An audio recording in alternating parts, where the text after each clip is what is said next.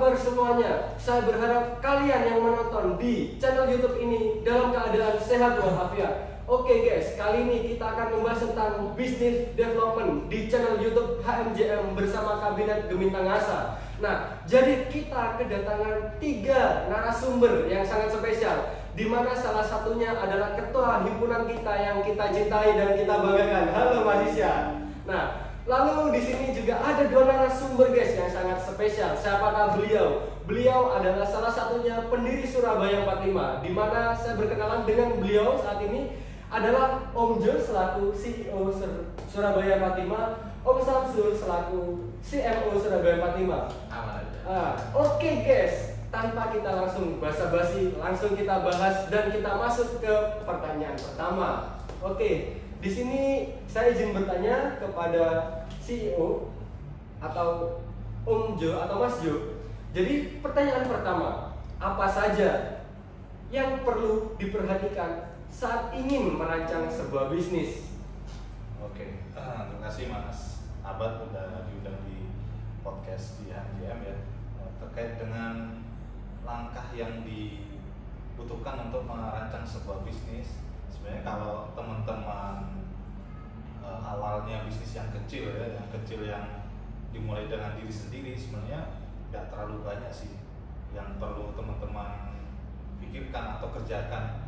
Jangan berpikir terlalu kompleks. Mungkin teman-teman belajarnya di kampus dengan manajemen ABC, DE semacam itu, tapi sejatinya kalau kita terjun ke dunia bisnis,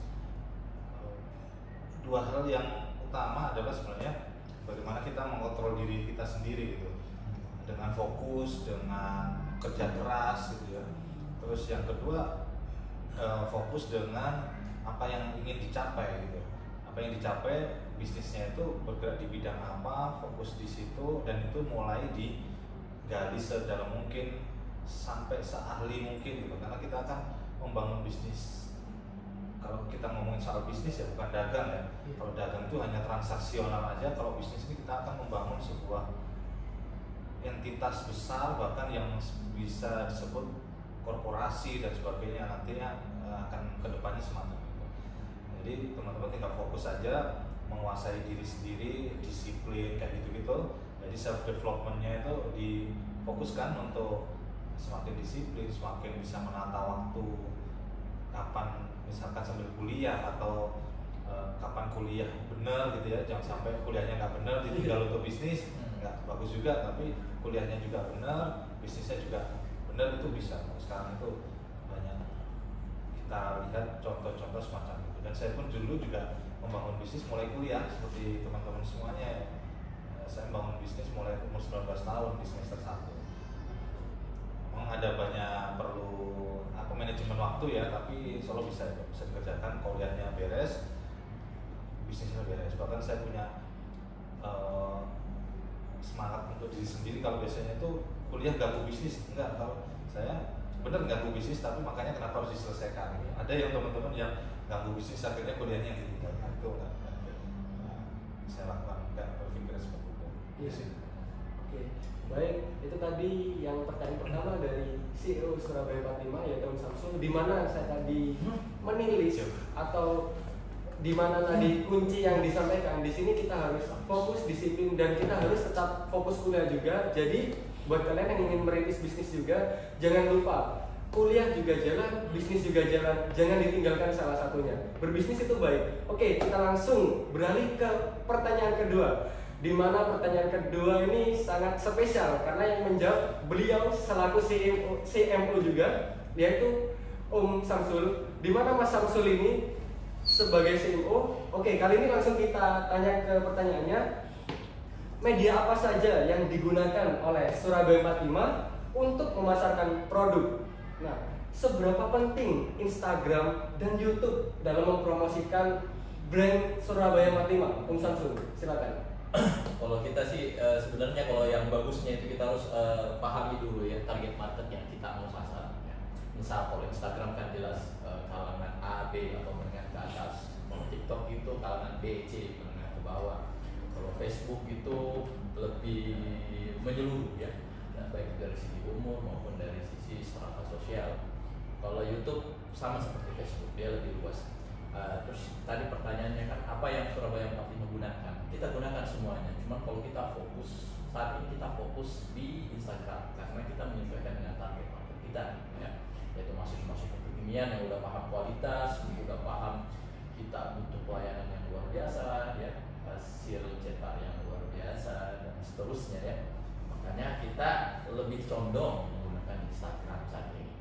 Seberapa penting? Sangat penting sekali karena untuk membangun kredibilitas, ya, membangun story bagaimana audiens atau customer kita mengalir dengan flow journey ceritanya kita. Jadi kita ajak nih pelanggannya kita atau kita kita mengatakan pelanggan kita ini teman baik, ya, atau good friend, ya, bagaimana mereka betul-betul hadir dalam kesehariannya kita dengan kita sajikan konten-konten yang receh, yang relate dengan kehidupan sehari-hari, tentunya tanpa meninggalkan pesan utama kita, yaitu mencetak kebaikan. Jadi insya Allah kita sih biarpun kadang terkesan lucu, ya, atau kadang malah agak melawan algoritma itu sebenarnya ketahuilah niat kita itu baik di dalamnya. Jadi seperti itu Mas Abad. Jadi kita gunakan semuanya.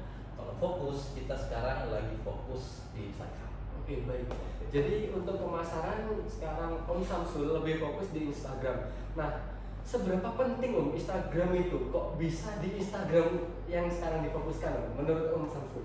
Karena itu, ya, terutama anak UNED, ya. Anak UNED itu sangat paham sekali saluran apa yang mereka gunakan untuk mengaktualisasi diri mereka, dan mereka cari informasinya juga kemana, ya. Jadi balik lagi ke yang saya barusan bilang semenit lalu, Instagram itu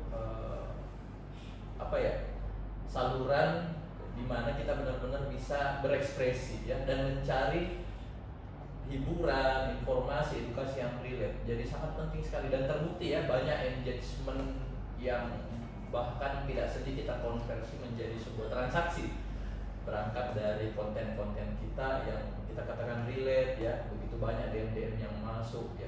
Bahkan dalam kondisi tertentu kita kasih special treatment tuh untuk anak UNED, anak HMJM, anak FEB. Sebenarnya mahasiswa secara umum sih, cuman kenapa kita katakan UNED? Karena alhamdulillah UNED secara posisi paling dekat dari Surabaya 45.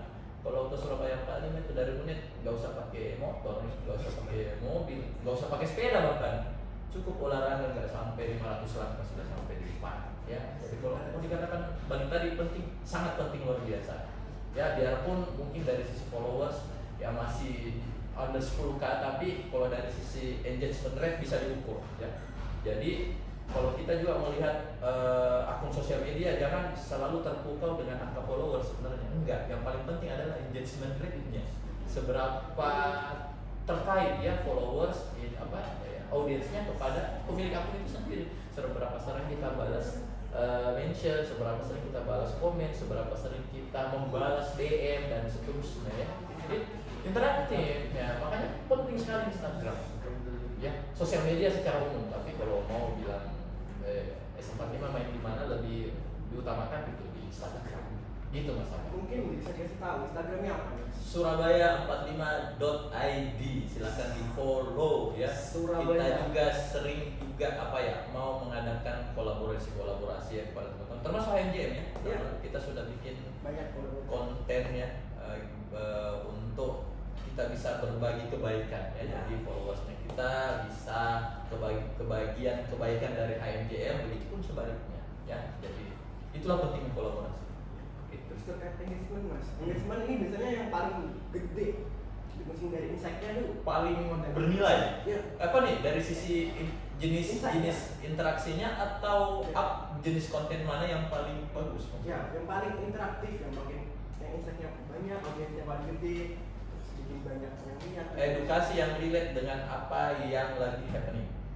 Catat, edukasi yang relate dengan sesuatu yang paling happening saat ini. Misal wisuda sekarang kemarin baru tanggal 6. Bikinlah edukasi yang ada kaitannya dengan wisuda. Misal mahasiswa biar nggak bingung setelah wisuda, nih ada 3 cara skill biar nggak bingung nanti CV-nya kemana. Oh, baik Pak. Tinggi itu interaksinya, karena baru aja gitu lah. Dan edukasi benar-benar dibutuhkan oleh semua alumnus, kan. Contoh tuh Mas. Wah, bisa. Masuk nggak? Masuk. Masuk lah, karena pintunya dibuka dulu. Iya. Oke, berarti Aman aja. Aman. Oke. Oke, baik, tadi penjelasan dari Mas Samsul yang udah menjelaskan tentang bagaimana strategi-strategi. Oke, kita langsung masuk ke pertanyaan selanjutnya. Di mana pertanyaan ini kita tujukan kepada CEO kembali, yaitu Mas Jo. Untuk saat ini, bagaimana cara mengatur supaya operasional perusahaan berjalan dengan lancar dan optimis dan otomatis sesuai SOP? Bagaimana, Mas Samsul? Mana Mas? Iya, iya. Ini yang perlu teman-teman pahami sebenarnya, menjalankan sebuah perusahaan ataupun ingin mencapai sesuatu itu sebenarnya perubahan-perubahan itu berlangsung seterusnya ya.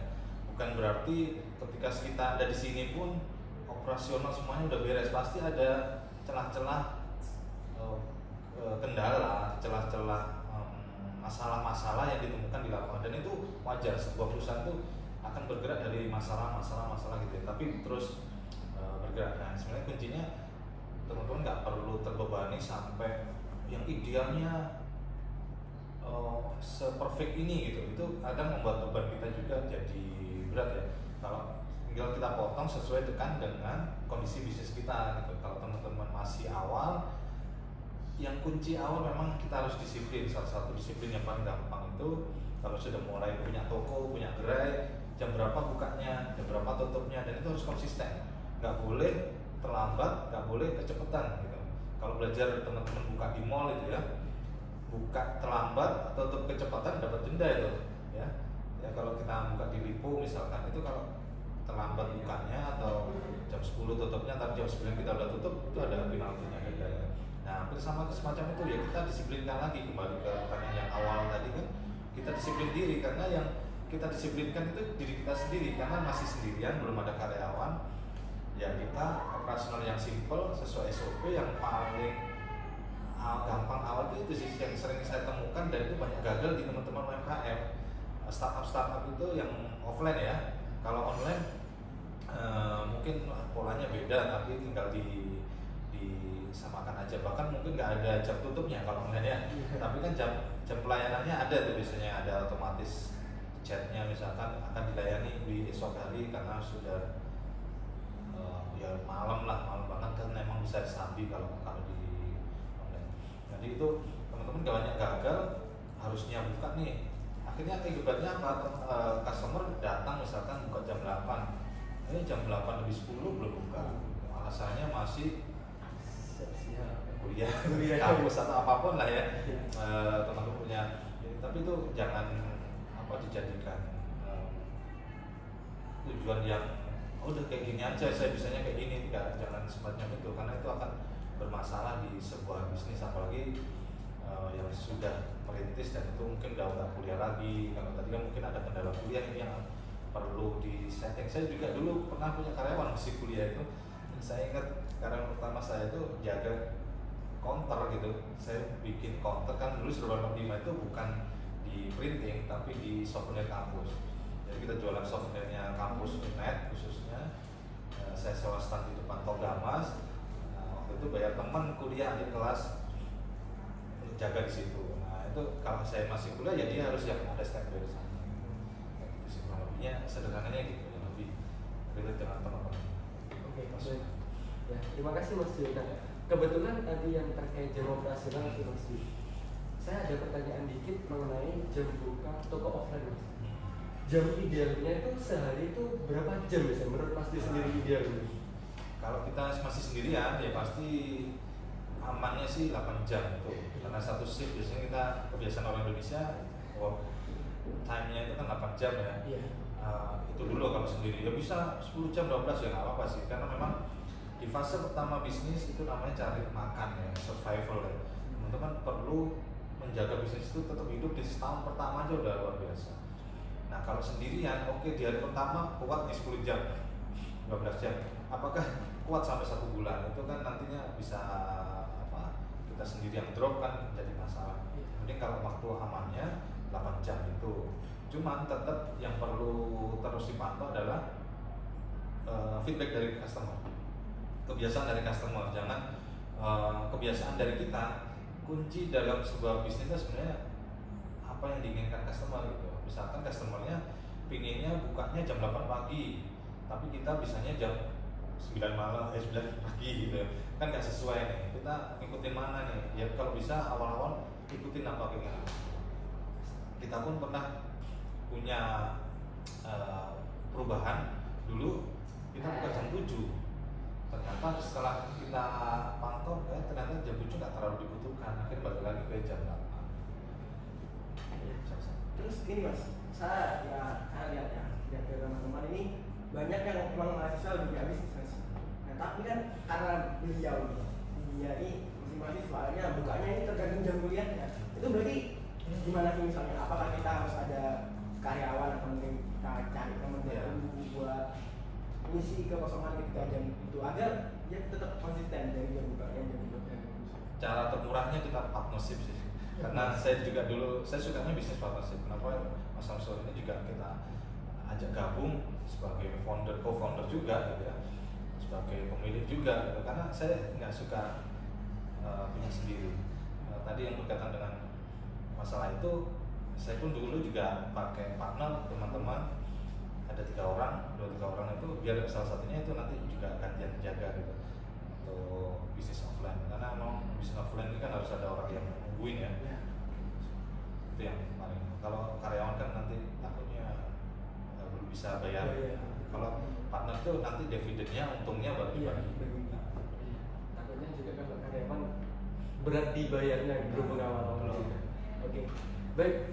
Sekarang kita beralih ke pertanyaan selanjutnya, tetap kepada Mas Jo.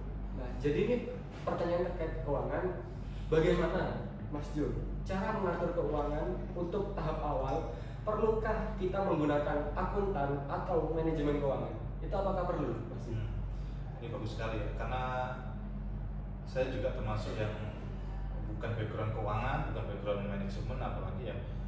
Tapi sebuah bisnis pasti diatur darahnya itu uang, duit, cash flow gitu ya. Nah, sehingga kita kalau kedodoran di cash flow-nya itu akan bermasalah di selanjutnya. Kita ngalamin itu sampai perjalanan 20 tahun terakhir ini, akhirnya bisa saya simpulkan memang kita harus bisa banyak hal termasuk dalam pengelolaan keuangan. Yang paling sederhana yang bisa teman-teman lakukan di merintis bisnis adalah duitnya harus dipisah. Ketika meskipun uang kita juga ya untuk modal misalnya patungan gitu, ini hati-hati juga yang partnership tadi, nggak sesimpel kita berteman gitu ya. Berteman lancar ya, bisnis belum tentu ya. Bisnisnya bubar, teman-temannya juga bubar kan, ada yang semacam itu. Jadi duit itu harus dicatat. Ya pakai ini ya model keuangan atau akuntansi yang sederhana aja dulu. Ini modalnya dari mana, jadi sahamnya jelas berapa, nanti bagi hasilnya berapa, jelas itu tertuang hitam di atas putih. Itu harus biar nggak seperti saya dulu sempat partnership semacam itu tapi hitam di atas putihnya nggak ada, akhirnya berbahaya. Kalau lagi bagus lagi pas turun drop. Terus nanti yang kedua yang simpelnya, pendapatan untuk ownernya dari mana itu harus clear, mau bagi hasil atau gaji gitu, atau gaji plus dividen itu juga bisa. Tapi di awal-awal biasanya nggak ambil gaji dulu, apalagi masih kuliah nih kan, dari bagi hasil aja. Nah, tapi kalau udah selesai kuliah kan pasti ada kebutuhan bulanan ya yang wajib, ini ya paling nggak gaji tapi disesuaikan dengan jangan lupa partnership itu juga tugasnya kan beda-beda, bisa ditakar. Ini tugasnya yang paling berat nih, waktunya konsentrasinya harus banyak di situ, operationnya misalnya nanti diputuskan secara bersama, gajinya dalam berapa, nanti ada insentifnya kayak atau apa dan sebagainya. Itu sih. Mending kelihatan kita minus rugi tapi jelas catatannya daripada nggak ada catatan itu malah yang paling banyak. Oke, baik. Terkait tadi Mas Jo, terkait dengan modal tadi, kita kalau membangun sebuah bisnis awal itu modal sebagai mahasiswa ya, apakah perlu kita pinjam atau kita mengumpulin uang satu itu bagaimana untuk mengawal? Ini mengibaratkan menjalani sebuah bisnis itu seperti kita akan menjalani sebuah jalan yang kita nggak tahu di situ ada apa. Iya. Nah, kalau kita pakai modal pinjam, ini bukan terkait dengan ada bunganya atau tidak ya. Pinjam pun itu kan berarti kewajiban kita untuk membayarkan.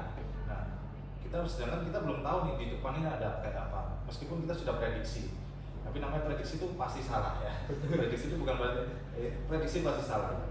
Forecasting itu pasti salah ya. Jadi tapi salahnya jangan sampai terlalu jauh gitu sesuai dari yang kita prediksikan. Karena terlalu banyak di tahun pertama itu kita masih baru masuk hutan rasanya gitu ya, belum tahu betul-betul gitu. Sehingga baiknya jangan pakai instrumen yang resikonya gede gitu. Jadi kita pakai di patungan aja. Saya dulu itu patungan cuma 500 ribuan kalau nggak salah sama teman-teman. Ada yang dulu 500 ribu udah gede ya. Saya 500 ribu, ada teman saya 300 ribu, 100 ribu, jadi kumpul 1 juta. Kita jalanin bisnis bareng. Nah dari situ lebih nyaman meskipun nanti ini kan kalau nanti akhirnya gagal pun itu harus belajar gitu ya, biaya belajar, kuliah dalam bisnis. Nanti tinggal kita semangatin lagi, biasanya kita padukan dengan visi misi. Jadi di awal tuh nggak cuma modal itu nomor sekian sih sebenarnya. Modal kan bisa banyak hal ya, nggak cuma duit tapi juga relasi, teman-teman, followers itu juga modal sekarang ya. Iya. Nah, itu tadi konten juga itu akun sosial media kita itu tidak modal, itu lebih gampang untuk jualan, dipercaya. Nanti dikuatkan dengan visi misi, ketika agak jatuh ada yang kesandung, aduh gimana nih, tapi kita ingati visi misi kita gitu. Misalkan kita sinergikan kebaikan, tentang kebaikan itu jadi wah ini cuma receh yang kita alami gitu. Akhirnya kita bangkit lagi dan bisa lebih bagus. Oke. Baik, itu tadi penjelasan dari Mas Jo terkait dengan modal, di mana saya tadi juga menangkap modal itu kalau buat mahasiswa, kalau kita pinjam itu memang resikonya besar, tapi alangkah baiknya ini kita patungan, terus kalau memang dari situ gagal itu bisa dijadikan pelajaran. Oke, ini terkait dengan pertanyaan yang dari Mas Jo lagi, di mana nih pertanyaan terakhir juga buat Mas Jo. Dari sini Mas Jo, saya tadi udah banyak belajar juga. Tapi ini ada satu pertanyaan yang penting Mas Jo. Terkait kita kan udah punya bisnis nih Mas Jo. Otomatis pegawai kita kan manusia Mas Jo. Nah, bagaimana kita menyeleksi SDM atau sumber daya manusia dengan tepat Mas Jo? Jadi seperti itu. Oke, ini SDM ini sumber daya source yang paling urgent ya, paling nomor satu lah kalau di kita itu paling utama. Karena source yang lain, uang, terus mesin, misalkan aset-aset yang lainnya itu masih bisa kita cari, tapi SDM ini yang paling utama dan kita coba kelola dan kita dapatkan sebaik mungkin. Untuk pola mendapatkan itu memang cukup sama seperti yang hal lainnya ya, itu butuh banyak belajar.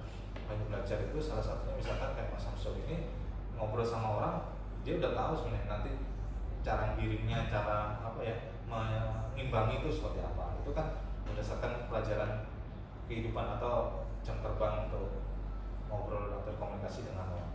Nah kalau di kita HR gitu ya, human resource itu SDM memang kita bikin polanya cukup panjang ya untuk membuat, karena kalau dianalogikan itu segini, di perusahaan itu kita punya wadah gitu, divisi-divisi, departemen itu kan ada wadahnya ya, sebagai wadah gitu. Wadahnya bentuknya apa? Kotak, bulat gitu. Nah SDM yang masuk harus sesuai dengan itu. Ketika wadahnya bulat jangan dikasih yang kotak gitu ya. Ketika wadahnya kotak jangan kasih yang bulat, nanti akhirnya nggak sesuai itu dampaknya adalah yang di situ nggak nyaman, satu, yang kedua nggak produktif jadinya. Nah ini hal yang membuat akhirnya nggak betah, terus juga nggak produktif, udah dipaksain tapi kok gitu-gitu aja kinerjanya. Itu biasanya karena hal semacam itu. Dan untuk mempolakan itu ada beberapa proses ya, misalkan kayak rekrutmen, terus nanti training, terus jadi kita tuh ini perlu prinsip yang dipahami oleh teman-teman. Nggak ada SDM yang siap jadi gitu, siap pakai gitu ya. SDM itu harus kita, pertamanya memang kita potensinya dia ada gitu. Dan ini bukan di terawang ya, bukan dilihat mukanya ngomong, itu nggak, memang ada tesnya. Biasanya ada psikotes atau tes yang gratisan pun juga ada. Itu yang kita pakai. terus interview gitu kan, karena alat tes saja kadang nggak cukup. Biasanya perusahaan itu minimal 2 sih alat tesnya itu, ada psikotes dan sebagainya itu 2, terus ditambahin interviewnya nggak sekali nih, satu di HRD, satunya di user itu siapa nih yang mau pakai SDM ini misalkan. Misal bagian marketing ya nanti Mas Samsul yang interview, bagian keuangan misalkan saya yang, atau bagian yang lain. Jadi ini aja udah 4 ya. Sebelumnya difilter dari kategori yang kita butuhkan, misalkan lulusan ini, pengalaman ini, itu di nomor pertama. Jadi teman-teman ini sekaligus spill untuk bagaimana bisa diterima di perusahaan-perusahaan. Mereka punya pola-pola semacam itu, sehingga ketika melewati itu nanti ketemulah yang perkiraan kita itu akan bakal bisa produktif dan sesuai. Tapi juga nanti masih dipoles lagi di training. Ini jagonya training trainer serba bisa ya. Jadi kita juga kemarin kita di sini juga training untuk leader-leader. Jadi nggak ada yang siap jadi gitu, siap pakai, harus kita pola, harus kita training, kita bentuk. Oke, baik. Berhubung ini kan mayoritas penontonnya itu kan mahasiswa manajemen ya. Nah, ini saya ada pertanyaan lagi kepada Mas Jon sama Mas Samsul. Oke, monggo. Nah, jadi pertanyaannya ini seperti ini. Kita kan otomatis kalau manajemen mayoritas nanti entah suatu saat jadi manajer atau lain sebagainya gitu. Nah, bagaimana cara kita mengatasi nih SDM yang sekiranya bandel ataukah disentil telinganya ataukah dicengel atau gimana gitu? Cut off sih. Enggak, tergantung, kan ada prosedur, ada step-step seperti itu. Biarpun saya di perusahaan-perusahaan sebelumnya ya terkenal dengan pribadi yang cukup menjengkelkan dan kejam. Saya perusahaan sebelumnya pernah bekerja di Sosro kemarin, di minuman ringan loh ya, Sosro ya, bukan keras. Terus kedua sakit beneran. Yang kedua rokok kan, saya di gudang garam TB kan. Yang kedua, yang terakhir kemarin saya di kepala cabang Kalbe Farma di Jember. Kecap semua saya di perusahaan-perusahaan itu. Saya terkenal Pak Samsul 16 tahun jadi pemimpin itu nggak pernah marah. Nggak pernah marah. Tapi ketika tim bikin kesalahan langsung cut orang. Saya gayanya seperti itu. Jadi ada plus minusnya, orang jadi nyaman bekerja tapi hati-hati juga, karena Pak Samsul ini kalau salah sedikit aja yang berangkat dari kita tahu ini udah salah, misalnya fraud data, fraud uang, udah jelas-jelas tahu salah, mereka pasti akan lebih hati-hati lagi untuk. Cuman makin kesini saya coba diskusi sama banyak orang, katanya ternyata caraku cuma cukup sangat ekstrim banget. Jadi mulai kesini, oke lah saya kasih 2 kali kesempatan lah. Biasanya orang kan 3 kali ya, biasanya 2 lah, kasih lah gitu. Ya, maksudnya kan kita sudah kompensasi mereka dengan suasana pekerjaan yang nyaman, kita ikuti apa maunya, ya kita bikin budaya perusahaan yang sehat, ya kita adakan briefing meeting yang asik, ya kan, suasana atmosfer pekerjaan itu yang sesuai betul-betul dengan keinginannya pegawai kita. Jadi kan kalau masih nggak nyaman aja, ini kan masalah jadi orang ini apa maunya, kan kita ikuti semuanya kan, ikuti semuanya. Makanya penting kita memang membangun hubungan 2 arah. Ini kelemahan banyak ya, spill semuanya teman-teman yang masih memimpin di perusahaan-perusahaan sok-sokan, perusahaan besar. Saya udah lewatin itu semua bos, biasa aja loh. Mereka itu biasa komunikasinya satu arah gitu loh. Jadi orang dia cuma instruksi, tidak ada tidak ada feedback. Jadi akhirnya kuat tapi kuat sesaat jadinya organisasinya ya. Di suatu titik tertentu timnya mereka akan apakah ngomongin kejelekan bosnya di luar lah atau apapun itu, akhirnya tidak sehat kepada komunitas itu sendiri gitu loh.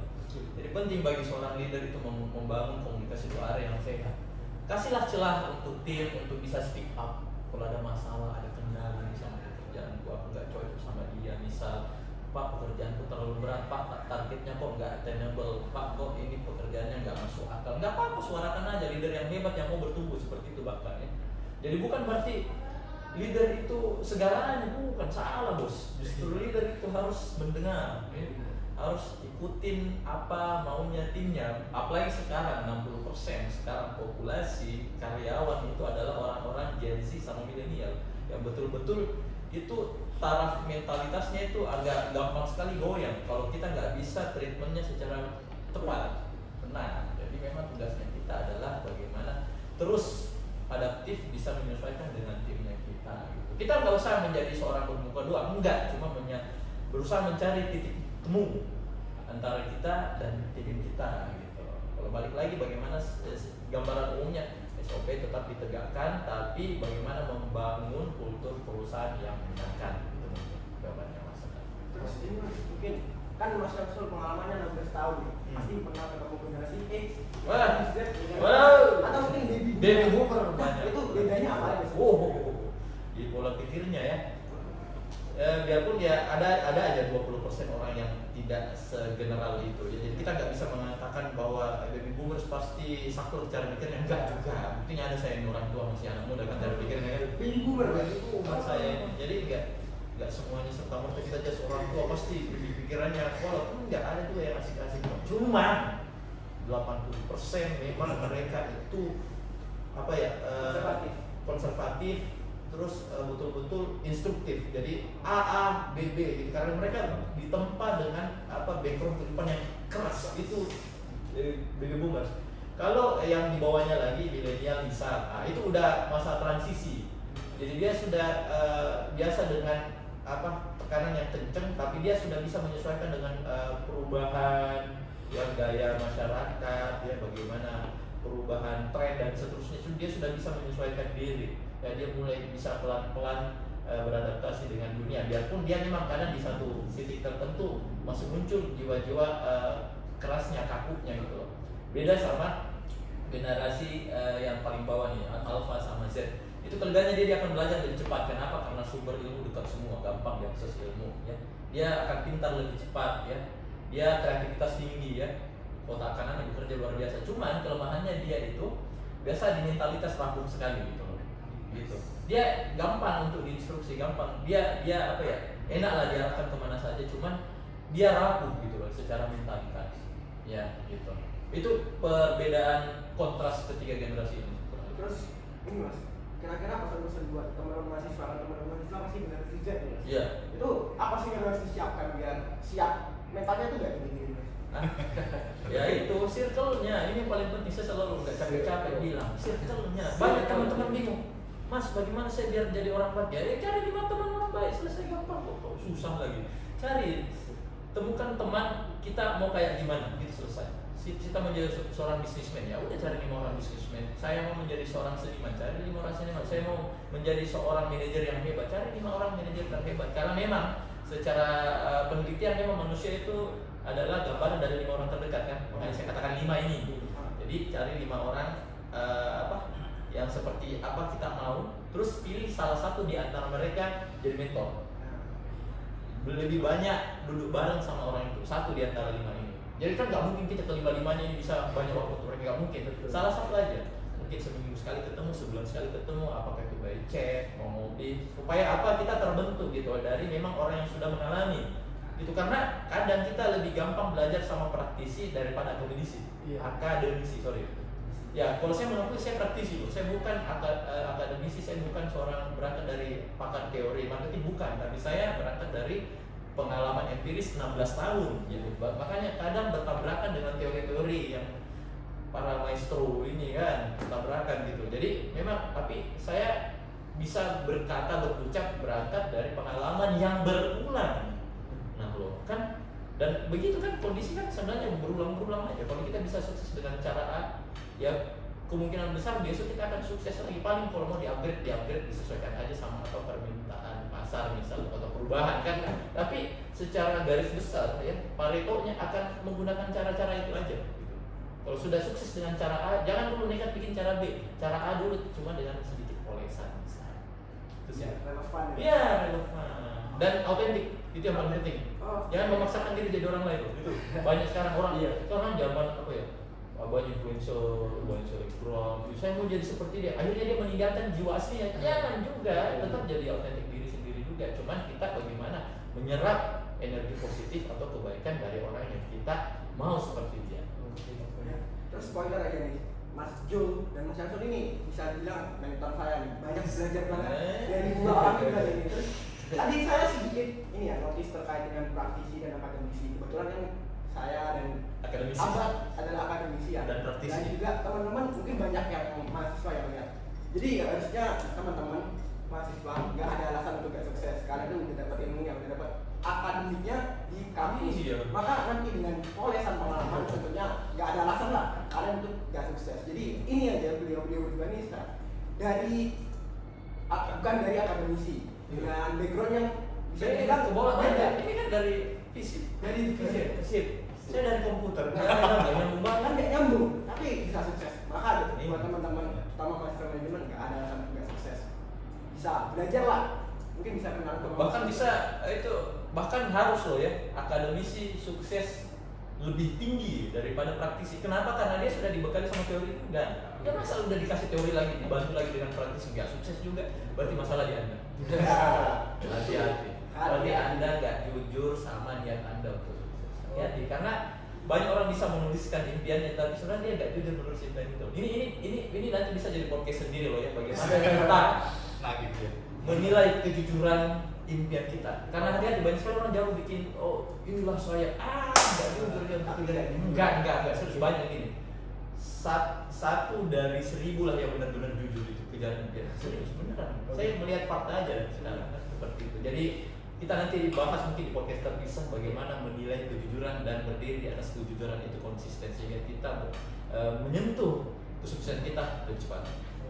Gas. Oke, yang jujur. Ya, baik. Tadi saya juga sepakat dengan apa kata Mas Samsun tadi, di mana circle atau lingkungan itu sangat berpengaruh. Jadi buat kalian yang sekiranya kaum rebahan tapi ingin sukses, aduh, circle-nya juga rebahan, Ini bos. Jadi akan tidak punya terlalu miring tidurmu. Betul. Nah, jadi saya juga tadi sepakat apa kata beliau berdua juga, di mana tadi mungkin kita ambil sampel juga.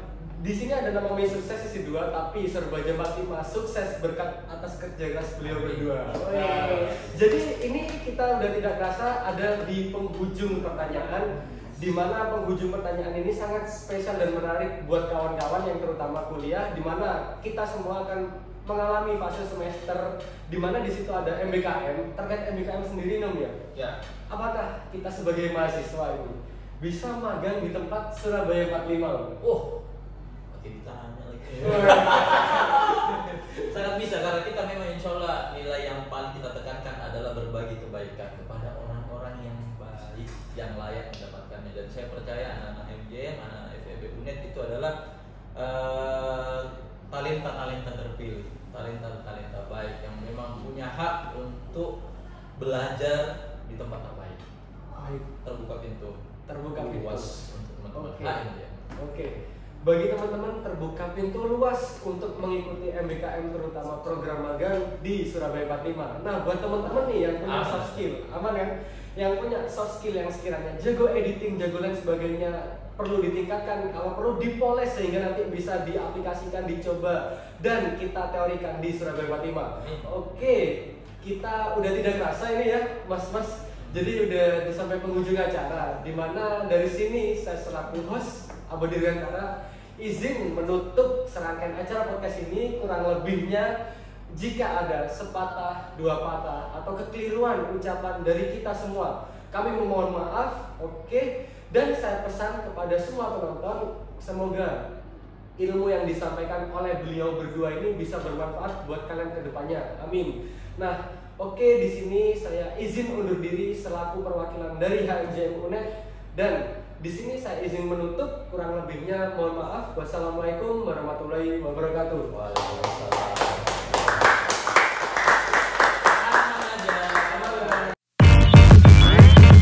Damn.